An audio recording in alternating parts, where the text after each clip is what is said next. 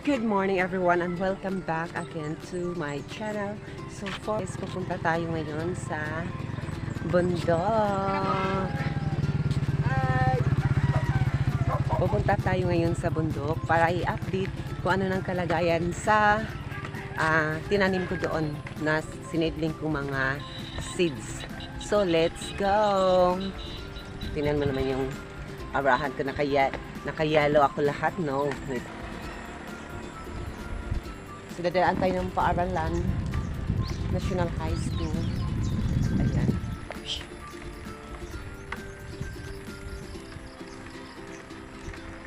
Ganyan lang. Aray ko.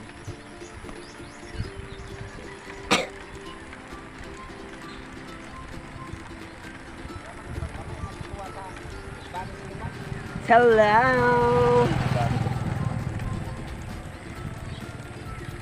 Parang uulan siya ay. Parang uulan siya. May ambon. So, yun mga kadona. Nandito na tayo sa bundok, sa mountain, sa iya.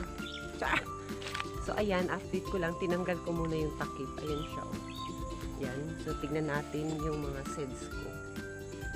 Tinanim. So, yung iba is ano na. Yung iba meron na, yung iba wala pa. Ayan o. Tumubo na siya. Wait lang. Ayan. Meron na siya. May mga dahon na. Yun po yung mga ano. Yung ito, yan po yung grapes. Tapos yun naman, yung medyo, yung ganito na, pare ko. Wait lang.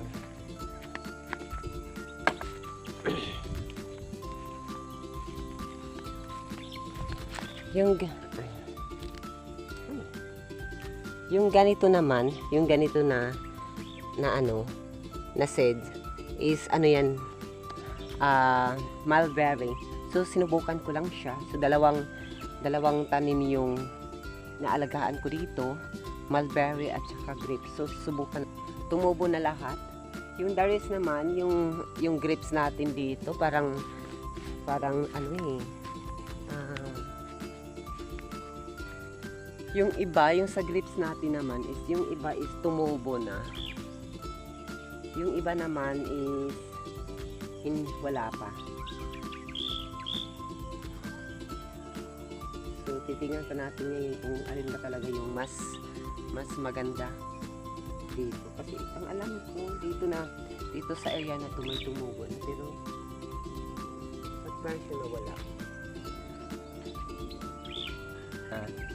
May chance na itong tutubo. At least yung iba meron na. Kasi nung nag-in-order ko to, yung iba, yung bago, yung ito, in-order ko to, yung bago is may ugat na. Unlike dito, ito yung nauna eh. So until now, hindi pa. So wala na tayong chance nito.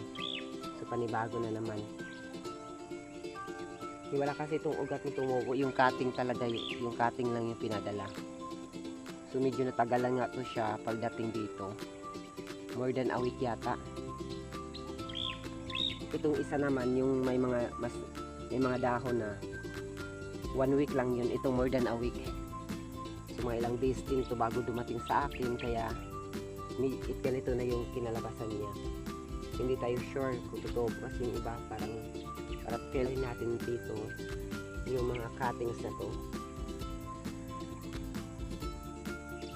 So at least yung ano ko, yung mga mulberry ko tumubo na. Wait lang.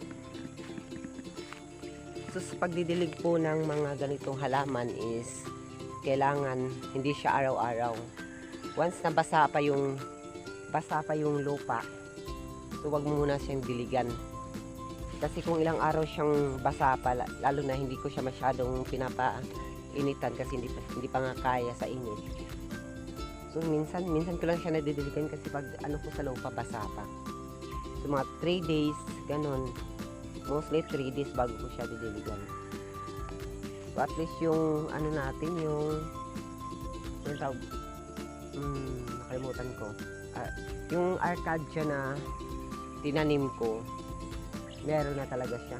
Tapos nauna siya nabuhay. Kaysa yung red cardinal natin, kung anong, nakalimutan ko kung anong seedling ko, pang Arcadia din yata to. Hindi, red cardinal pala. Yung mga red cardinal na in-order ko last is may mga dahon na. Pero yung red cardinal na in-order ko nung pinakauna, yung more than a week nga siyang dumating sa akin.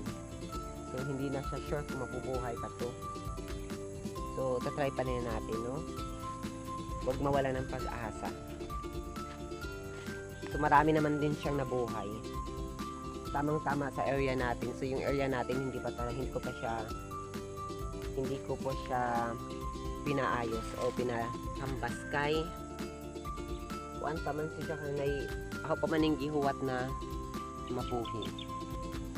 I hope i-update ko po lang kayo sa aking farm. Sorry, my farm.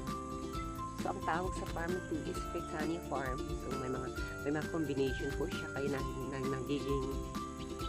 nagiging Fritania Farm. So, soon to be.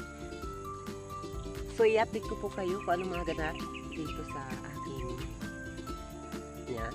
So, kinukontak ko siya through online, through messenger pag nag-order ako. So, nag-order ako ulit sa kanya ng mulberry kasi yun yung, parang feel ko yun yung ano dito eh. Kasi sila yung mas mabilis na buhay. Ayun. May mga ilang leaves nang nakikita. So, yun, mga kadunay, i-update ko po kayo sa aking maliit na farm. Char! So, I hope nag-enjoy kayo. Subaybayan niyo po yung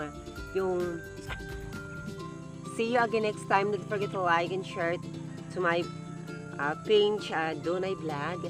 And maraming salamat po sa nag-follow sa akin. See you again next time. Bye-bye!